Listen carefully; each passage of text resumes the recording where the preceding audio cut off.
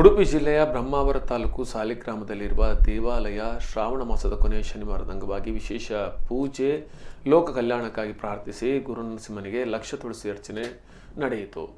ಗುರುನರಸಿಂಹ ದೇವರಿಗೆ ನವಕ ಪ್ರಧಾನ ಕಲಶಾಭಿಷೇಕ ಮಾಡಲಾಯಿತು.